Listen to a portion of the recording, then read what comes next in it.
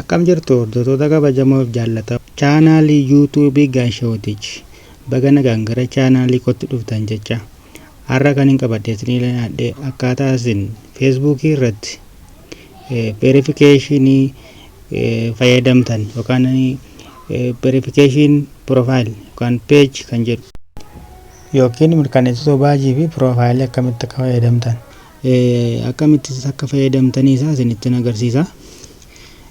Fayyadamuudhaaf yeroo ittanii jalqaba maal gootu gosoonni feesbuukii appilikeeshinii baay'eetu jira. Isaan keessaa itti fayyadamuu qabdu feesbuukii laayitii otoo hin taane feesbuukii laayitii isa kana otoo hin taane feesbuukii appilikeeshinii isa kana fayyadamtu malee feesbuukiin laayitii isin hojjetu jechuudha. Kanaafuu feesbuukii isa appilikeeshinii isa qabu laayitii kan hin taane dura daawunloodii godhattu jechuudha silkii keessan irratti. Ergasii booda banee isinitti agarsiisa.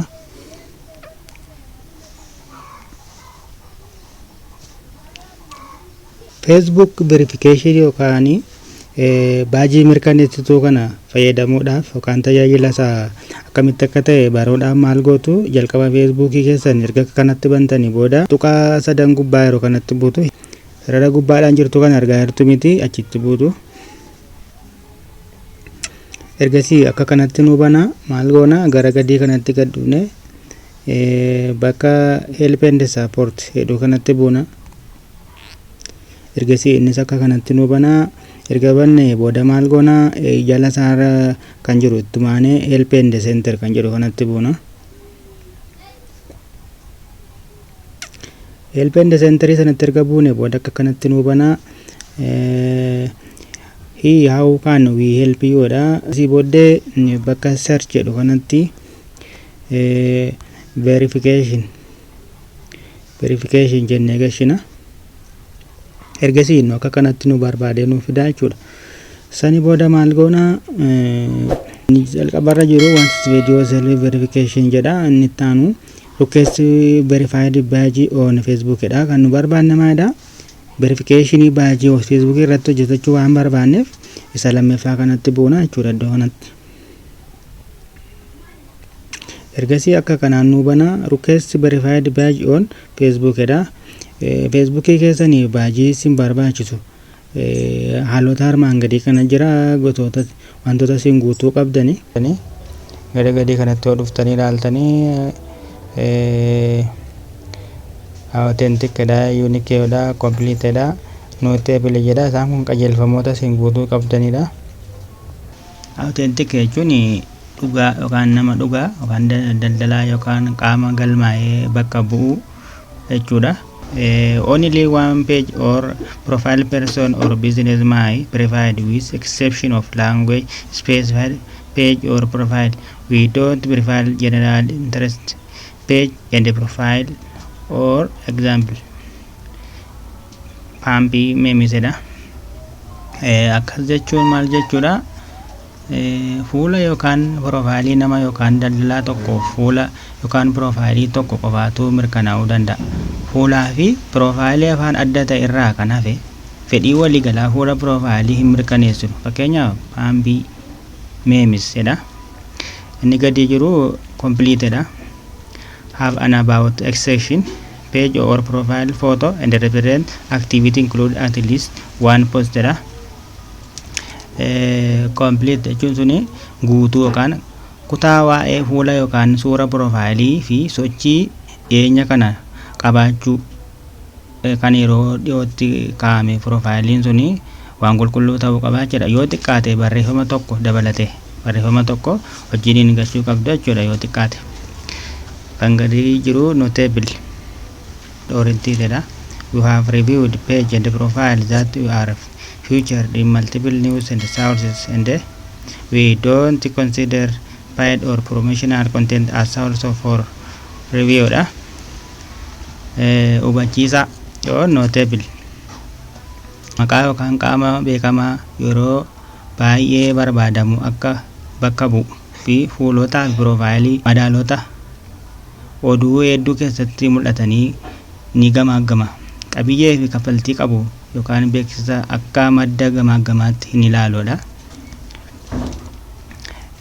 Gara gadii kan jiru if your page or profile does not meet criteria for verified page, there are other ways to let people know this authentic dha.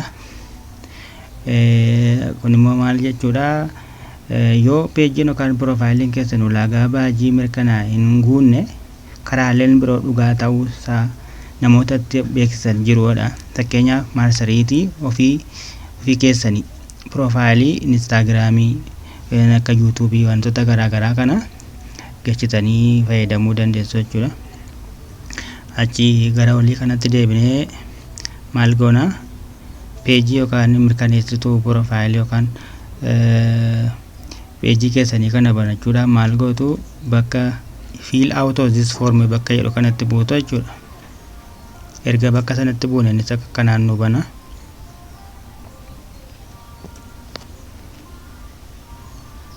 Erga kanaan banne booda maal goona, verify your page or profile dha. Peejii yookaan fuula feesbuukii yookaan profaayilii kee akka kanaan mirkaneessuu qabdadha. Innis maalidha, what you are verifying, maal mirkaneessuu barbaaddadha. Fuula feesbuukii yookaan profaayilii keedha. As keessaati wantoota si barbaachisan guutuu dandeessu sinti beekata. Kana yoo peejii ta'e iddoo duwwaa peejii qophaa'e kanatti buutu iddoo kanatti. Yoo profaayilii barbaaddan ta'e immoo sagadii kana bakka profaayilii kanatti buutu. Garuu al takkaatti lamaan isaa sinii banuu hin danda'u jechuudha. Step jalqabaa confirm authenticity kun tarkaanfii tokkoffaa dhugaa ta'uu isaa mirkaneessedha.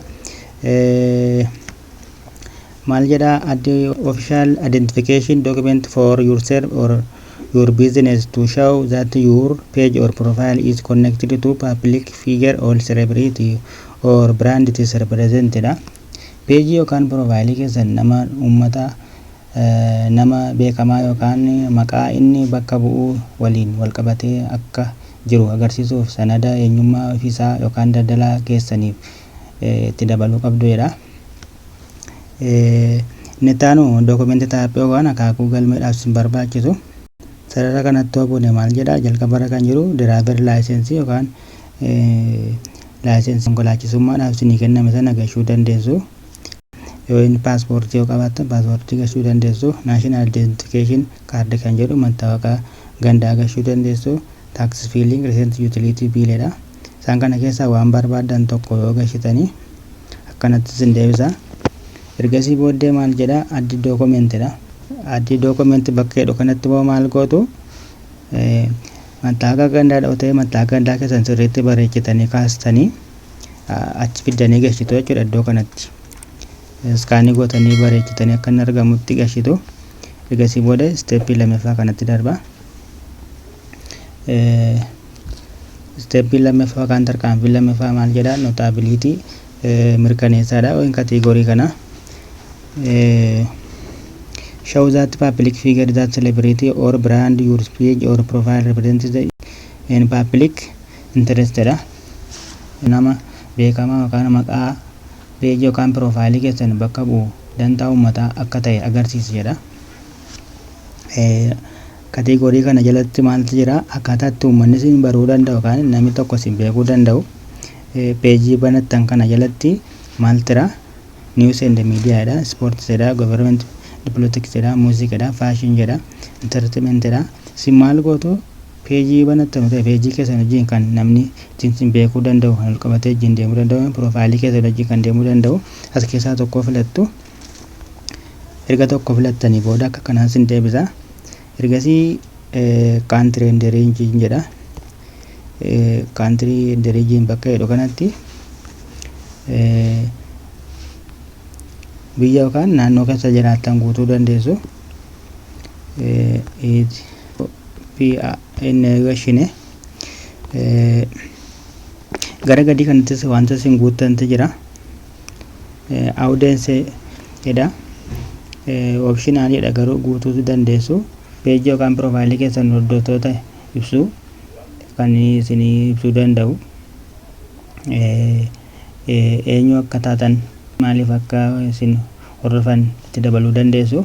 Filannoodha waan ta'eef guutuu dhiisuu dandeessu. Garuu guuttan akka kanatti namatti agarsiisuudhaaf my profile followers are interested to recreation jettanii guutuu dandeessu jechuudha.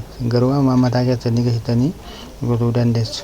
Erga kana hunda guuttanii xumurtanii booda maal jettu bakka gadii kana linkii 1 linkii 2 linkii 3 jira amma 5tti jira. Iddoo kanatti maal gootu bakka websaayitoota keessan websaayitoota garaagaraa qabaattan asitti gashuu dandeessu. Fakkeenyaaf amma Facebook yeroo banattan linkiin jira linkii profaayilii keessan irraa kan Facebook fiddanii dana kanatti gashitu.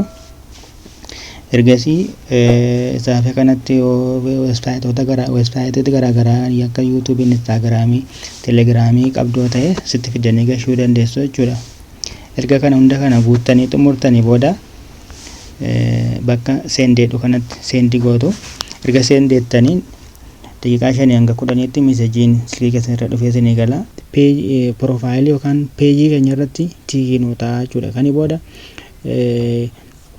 dorgommii garaagaraa dorgomta illee namni beekamaa ta'uu keessan Facebook keessan irra gaafa galee ilaalu nama dhugaa ta'uu keessan ibsaa baay'ee isin fayyada jechuudha. Garuu peejiin kun send ergattanii isiniin banamin hafe taanaan dogoggortanii hanga ji'a tokko turuu danda'a waan ta'eef irra deebitanii ji'a tokko booda yaaltu malee amma ammarra hin deebiinaa jechuudha.